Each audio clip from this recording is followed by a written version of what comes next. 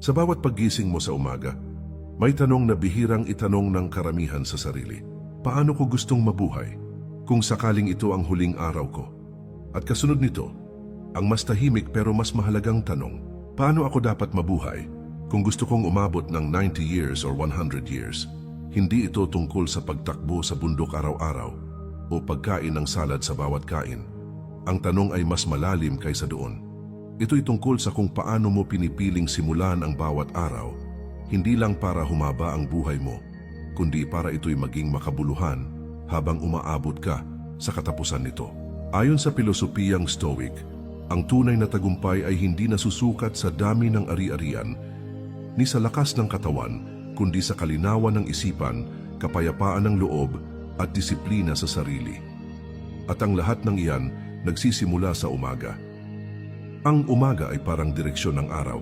Kung paano mo ito sisimulan, doon kadalasang papunta ang buong maghapon. At kung araw-araw mo itong sinisimulan sa tamang paraan, gaya ng ginagawa ng mga taong payapa ang puso at malalim ang pag-iisip, hindi malabong abutin mo ang edad na 90, na may dignidad, may sigla at higit sa lahat may saysay. Marami ang gustong humaba ang buhay, pero kakaunti ang nagtatanong, ano ang mga ugali ko tuwing umaga na unti-unting bumubuo ng kinabukasan ko?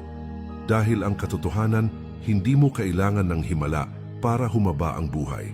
Ang kailangan mo lang ay mga simpleng ugali na inuulit araw-araw na nagsasalamin ng isang buhay na disiplinado, tahimik at nakaugat sa layunin. Hindi lang ito basta tips, kundi mga tanda na ikaw ay nasa tamang landas. Landas ng mga taong hindi lang basta humihinga, kundi tunay na nabubuhay. Bago ang lahat, muli kaibigan at kapatid, inaanyayahan kita na mag-subscribe sa ating channel para lagi kang updated sa mga bagong videos na aking gagawin at babago ang pananaw mo sa buhay. Maraming salamat. Umpisahan na natin. Habit number 1. Ginigising mo ang sarili hindi para magmadali kundi para magnilay.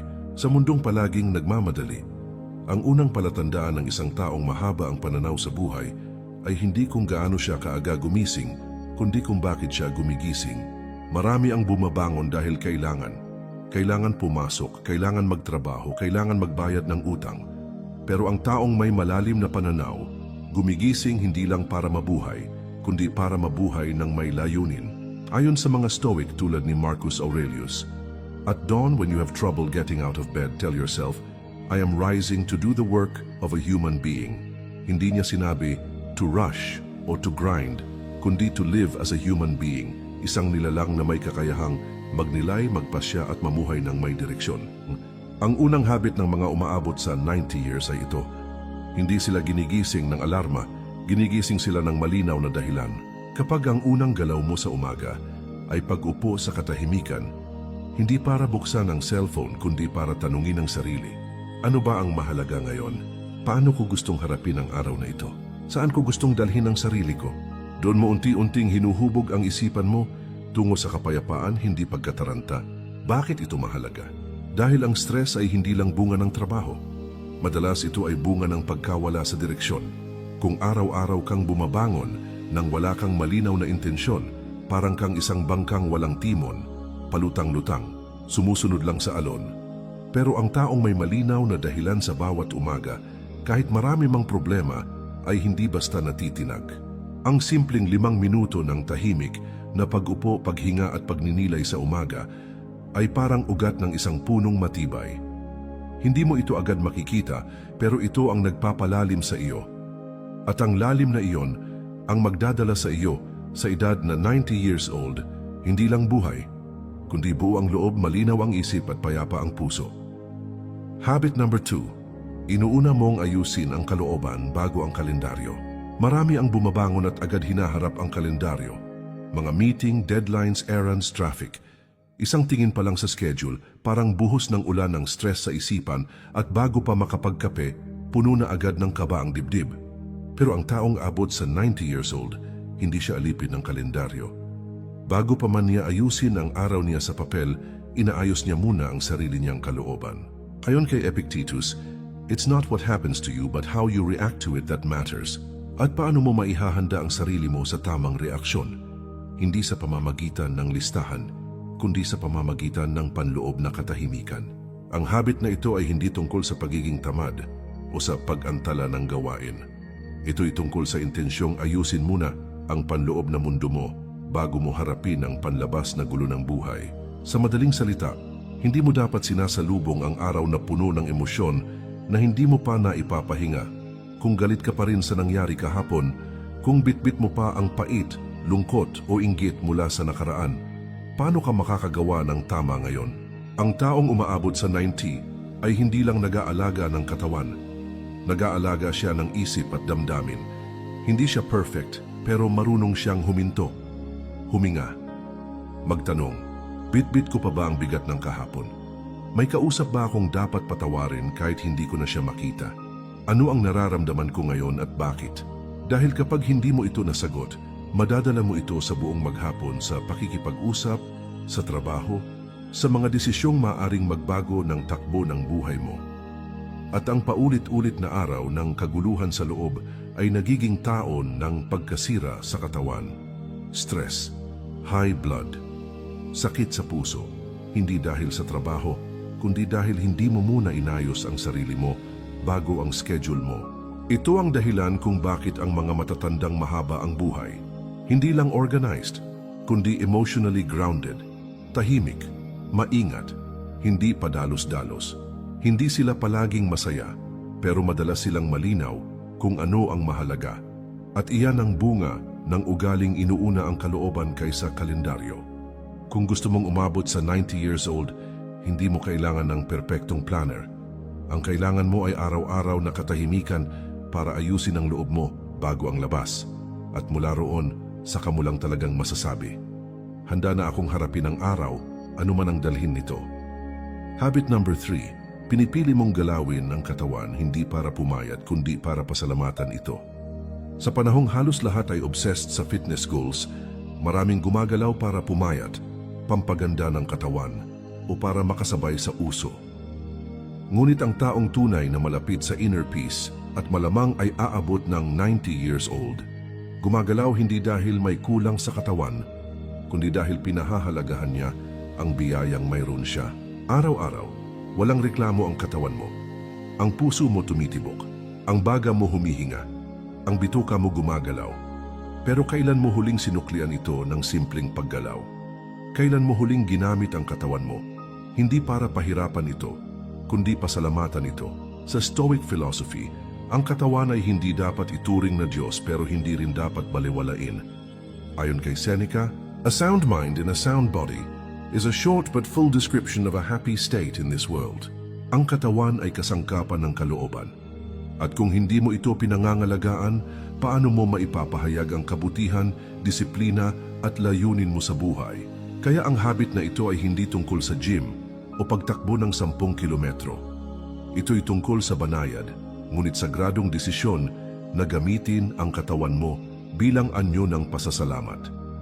Sa pamamagitan ng paglalakad sa umaga habang tahimik na nag-iisip, sa pagbabanat ng mga kalamnan para paluwagin ang tensyon, sa pag-inat, paghinga, at marahang kilos na nagpapakilala ng pagmamahal sa sariling pisikal na anyo.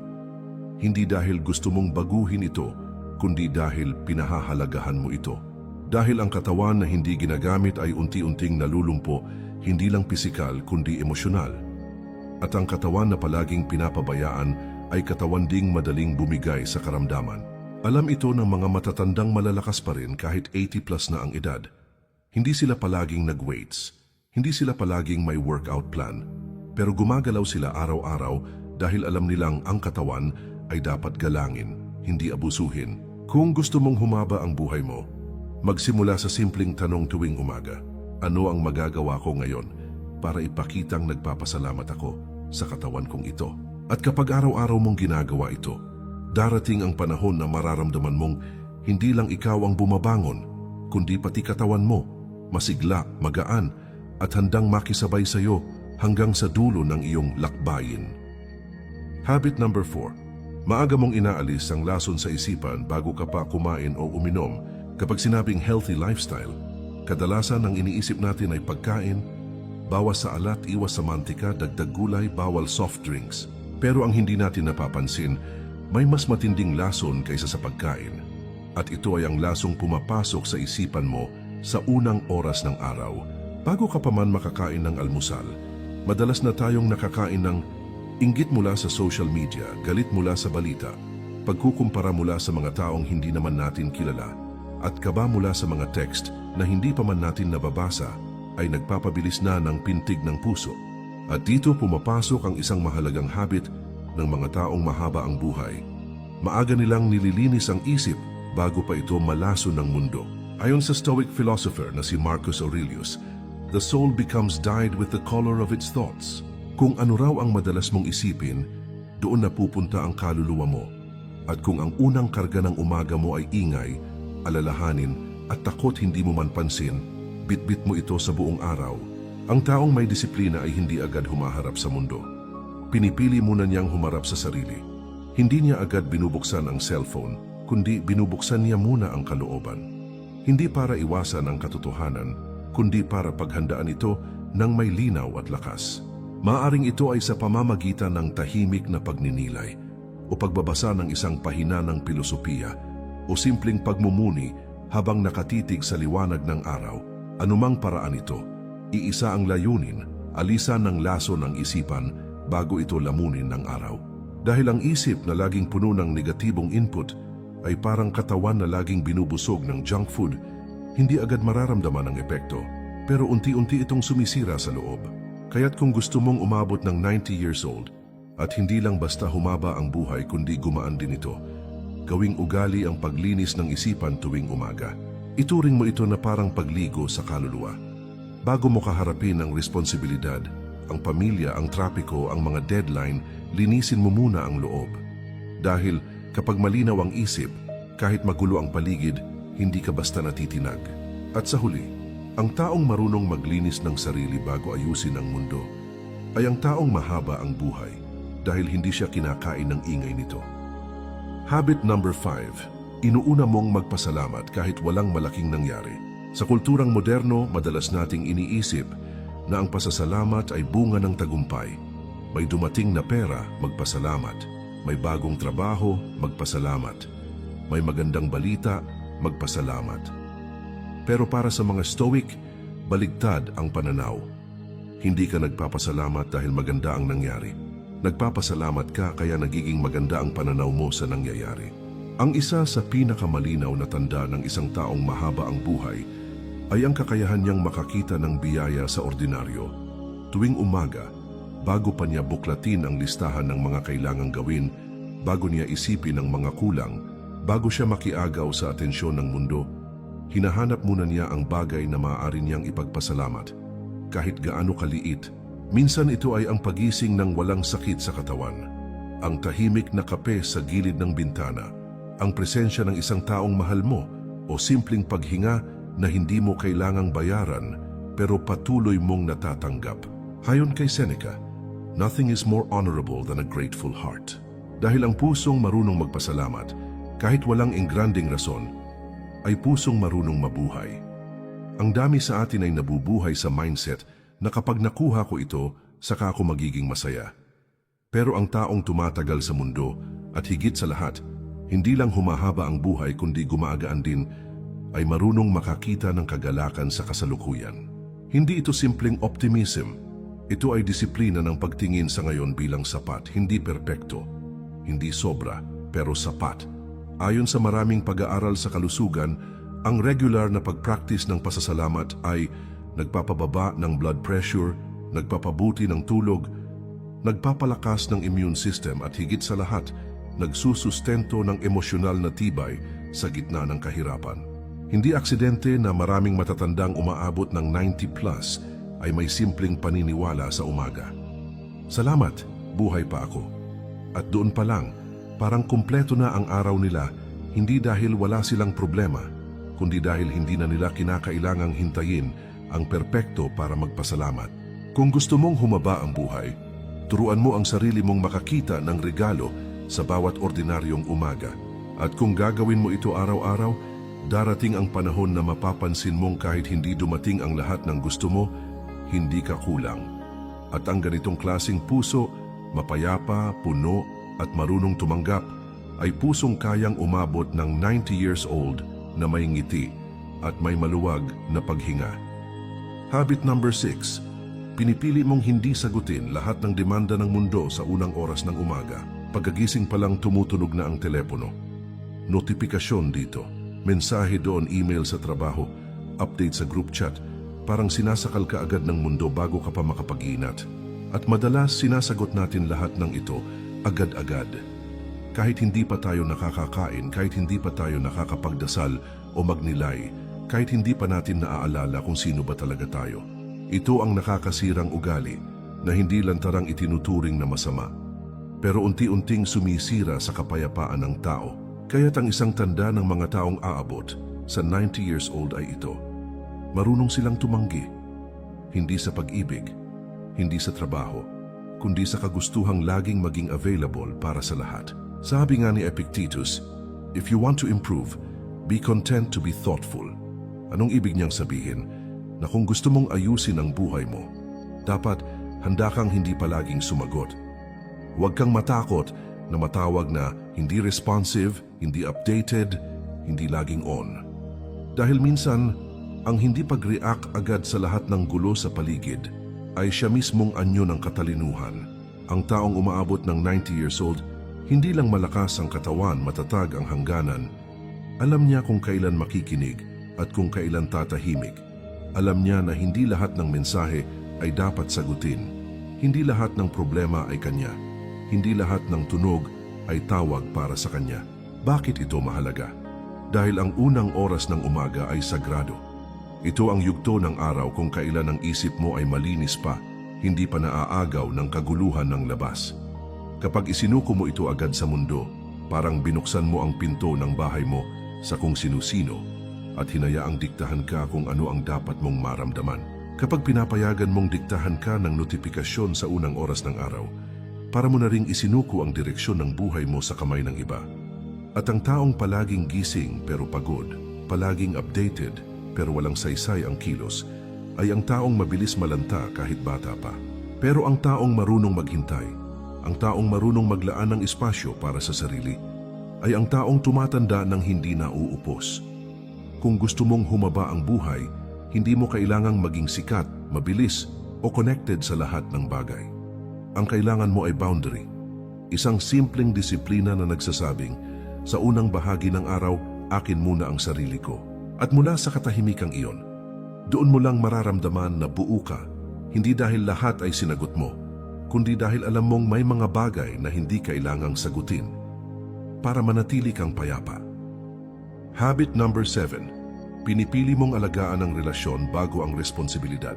Sa dami ng kailangang asikasuhin sa araw-araw, babayaran, papasukan, aayusin, tatapusin, madalas ang una nating kinakaligtaan ay hindi ang trabaho, kundi ang mga taong mahal natin.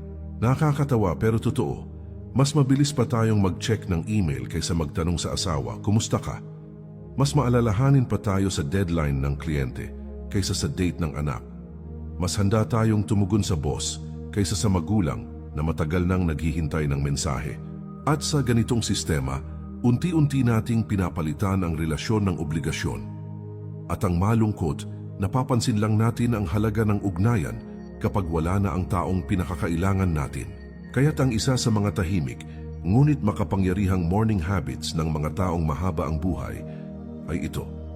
Inuuna nilang alalahanin at damhin ang mga taong mahalaga sa kanila. Hayon kay Marcus Aurelius, "When you arise in the morning, think of what a precious privilege it is to be alive, to breathe, to think, to enjoy, to love." Hindi lang basta mabuhay kundi umibig. At ang pag-ibig hindi laging ingrande. Minsan sapat na ang simpleng tawag ng ingat ka bago umalis ng bahay, ang yakap sa anak kahit nagmamadali, o ang pag-alala sa kaibigan na matagal mo nang hindi kinakausap. Dahil ang taong umaabot ng 90 years old ay hindi lang malusog sa katawan. Malalim ang koneksyon sa ibang tao. Hindi siya nabubuhay mag-isa. Hindi niya nilalayuan ang mundo. Para magtagal, pinipili niyang makipag-ugnayan sa tama, sa totoo at sa tahimik. Alam niya na ang tunay na pinahahaba ng buhay ay hindi lang disiplina sa pagkain o ehersisyo, kundi relasyon. At ayon sa maraming pag-aaral, ang mga taong may matibay na ugnayan sa pamilya, kaibigan o komunidad ay mas tumatagal, mas konti ang sakit at mas magaan ang kalooban habang tumatanda. Dahil sa dulo ng buhay, hindi mo hahanapin kung ilang project ang natapos mo o kung ilang zero ang laman ng bangko mo. Hahanapin mo ay kung sino ang nakasama mo sa mga simpleng umaga, kung sino ang nagbigay ng dahilan para bumangon. Kung gusto mong umabot sa 90 years old, huwag mo lang alagaan ang oras mo, alagaan mo rin ang ugnayan mo. Iparamdam mo ang presensya mo sa mga mahal mo habang kaya mo pa. Hindi para maging perpekto, kundi para hindi ka magsisi sa bandang huli. At baka sa ganitong klaseng ugali, mas mapagtanto mo na hindi lang hahaba ang buhay mo, lalalim din ito. Habit number 8, araw-araw mong inaalala na hindi ka dito panghabang buhay. Sa unang tingin parang madilim, parang masyadong seryoso, parang hindi angkop sa umaga ang paalala ng kamatayan. Pero sa mata ng isang stoic, ang paalalang tayo'y may hangganan ay hindi sumpa, kundi paalala. Isang paalala na nagbibigay linaw, naglalagay ng bigat sa bawat segundo at nagtuturo sa atin kung paanong dapat tratuhin ang buhay, hindi bilang karapatan, kundi bilang regalo. Sabi ni Seneca, "Let us prepare our minds as if we'd come to the very end of life. Let us postpone nothing." Ang taong umaabot ng 90 years old ay kadalasang hindi takot sa kamatayan. Hindi dahil gusto niya na itong dumating, kundi dahil araw-araw niyang pinipiling mabuhay ng handa, malinaw, at may buo ng loob. Ang ganitong klaseng pag-iisip ay hindi nagpapabigat. Ito ang mismong nagpapagaan. Dahil kapag alam mong may wakas, matututo kang piliin kung ano lang ang mahalaga. Hindi mo na kailangang patunayan ang lahat. Hindi mo na kailangang habulin ang lahat. At lalong hindi mo kailangang galitin, ikumpara o ipagpaliban ang buhay. Kaya ang habit na ito, ang pag-alala sa hangganan, ay parang paggising ng kaluluwa. Ito ang dahilan kung bakit maraming matatanda na tahimik ang aura, mapagkumbaba ang mga salita, at mababaw lang ang kaligayahan, hindi dahil kontento sila sa kaunti, kundi dahil alam nilang hindi na nila kailangang kumapit sa sobra. Kung gusto mong umabot sa 90 years old, huwag kang matakot sa kamatayan, matakot kang mabuhay ng walang saysay. Mas malungkot ang taong mahaba ang buhay pero walang direksyon, kaysa sa taong maiksi ang buhay pero bawat araw ay may layunin. Ang taong marunong magtanong tuwing umaga, "Paano kung ito na ang huli?" ay taong hindi nagsasayang ng oras, hindi basta galit, hindi basta mapagmataas, at higit sa lahat, taong marunong magpatawad at magmahal habang may panahon pa. Sa pagtatapos ng seryeng ito, tandaan natin, ang mga habit na ito ay hindi garantiya na aabot ka sa 90 years old. Pero ang totoo, kung araw-araw mong isinasabuhay ang ganitong klaseng disiplina, pagninilay at pasasalamat, baka hindi mo na rin hanapin kung gaano kahaba ang buhay mo. Dahil mararamdaman mong kahit bukas ka pa mawala, hindi ka pa rin talo. Dahil bawat araw na ginising ka, tunay kang nabuhay. Sa dulo, hindi natin hawak kung hanggang kailan tayo dito. Pero hawak natin kung paano natin gugugulin ang bawat umaga na ibinibigay sa atin. Ang mga habit na ito, hindi lang tungkol sa longevity. Hindi lang para humaba ang buhay mo, kundi para pahabain ang saysay ng bawat araw na nabubuhay ka. Dahil walang silbi ang umabot ng 90 years old, kung ang puso mo ay pagod na sa 50 years old pa lang. At wala ring mali sa mabuhay ng maiksi, kung bawat araw ay puno ng layunin, pagmamahal at kapayapaan. Kaya bukas pagbangon mo, huwag mong itanong kung ilang taon pa ang natitira. Itanong mo, paano ko mabubuhay ang araw na ito na para bang ito na ang pinakamahalaga sa lahat? Kapatid at kaibigan, muli inaanyayahan kita na mag-subscribe sa ating channel para lagi kang updated sa mga bagong videos na aking gagawin at babago ang pananaw mo sa buhay. Tandaan, sa huli ang sikreto para umabot sa 90 years old ay hindi lang nasa kalakasan ng katawan, nasa kalinawan ng isip, kabutihan ng puso at disiplina ng kaluluwa. At kung araw-araw mo itong pipiliin, baka hindi mo lang marating ang edad na yon, baka maramdaman mong sa bawat umaga, nakarating ka na. Maraming salamat.